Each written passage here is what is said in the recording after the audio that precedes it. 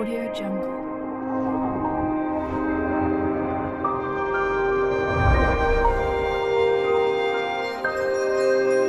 Audio Jungle.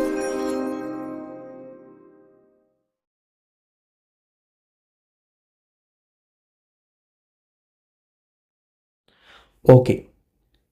இந்த வினாவை பாருங்க. 1 தொடக்கம் 5 வரை உள்ள வினாக்கள் பின்வரும் குறுக்கு கோட்டு சட்டகத்தை அடிப்படையாக கொண்டவை.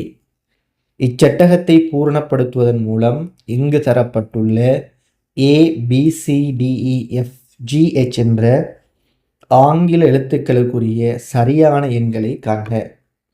ஸோ நாங்கள் எங்களுக்கு தெரியும், முதலாவது பார்க்கணும் எங்கே இலகுவாக செய்யலாம்னு பார்க்கணும். ஸோ நாங்கள் இந்த வரிசையில் பாருங்கள், ஒரே ஒரு ஆங்கில எழுத்து தான் இருக்குது. ஸோ நாங்கள் இதை ஃபஸ்ட்டு சூஸ் பண்ணுவோம். இதில் பொட்மாஸ் எல்லாம் யூஸ் பண்ணுறது இல்லை, பொட்மாஸ் அடிப்படையில் தான் வரும் அப்படிங்கிறது இல்லை. இந்த பாக்ஸ் ஓர்டர் படி தான் வரும்.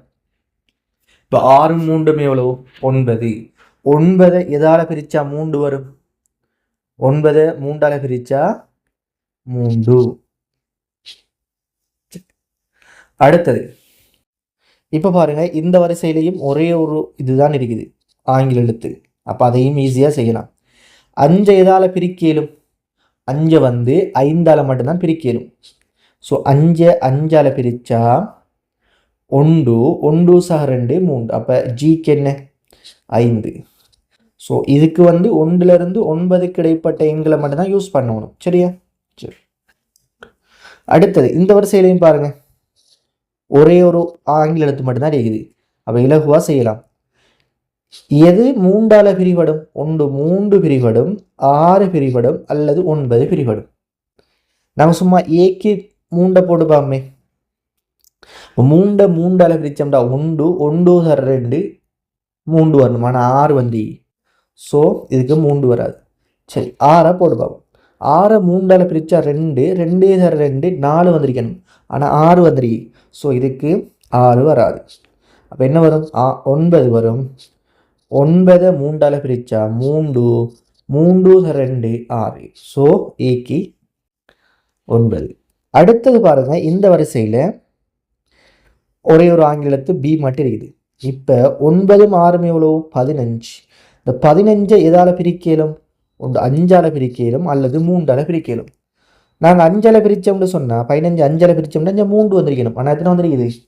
5 வந்திருக்குன்னு சொன்னால் அப்போ பிக்கு எத்தனை? 3ஆல் பிரிச்சிருக்கிறான். அப்போ பிக்கு 3. இப்போ சின்ன ஒரு சிக்கல் ஒன்று வரும் எங்களுக்கு.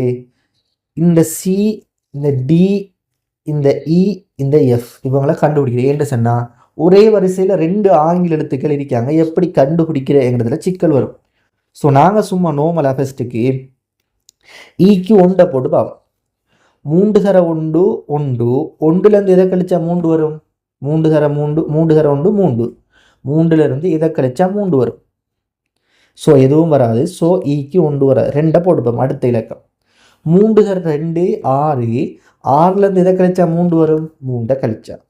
சரி, இப்போ 2ஓட ஒரு இலக்கத்தை பெருக்கி அதுலேருந்து 3 கழிக்கிறது 2க்கு சமணம். இப்போ 2 எதால் பெருக்கலாம்? 2 சர 2 4. 4லேருந்து 3 கழிச்சா 1. ஸோ வராது. இதுக்கு 2 வராது. ஸோ 3 போட்டுப்பாமே. 2 தர 3 6. 6லேருந்து 3 கழிச்சா 3. ஸோ இன்னைக்கு 3 வருகிற போது இந்த 2ஆல் பெருக்கம் வாரது கஷ்டமாக இருக்குது. பெருக்கி இந்த 2 கழிக்கிறது கஷ்டமாக இருக்குது. ஸோ அப்போ என்ன வரும்? இன்னைக்கு 2ம் வராது. 3 போட்டு பார்ப்போம். 3 எவ்வளவோ? 9. 9லேருந்து எதை கழிக்கிறது? 3 சமன் 6 கழிக்கிறது. சரி, அப்போ ஒரு இலக்கத்தை பெருக்கி 6 கழிக்கிறது 2க்கு சமனாக இருக்கும். அப்போ என்னத்தை பெருக்கினா? 2 தர 4 8. 8லேருந்து 6 கழிச்சா 2. அடுத்தது பாருங்க, ஒரு இலக்கத்தோட கூட்டி 6ஓட ஒரு இலக்கத்தை கூட்டி 4 கழிக்கிறது 3 சமன். அப்போ சீக்கு எத்தனை வரும்? 1 வரும்.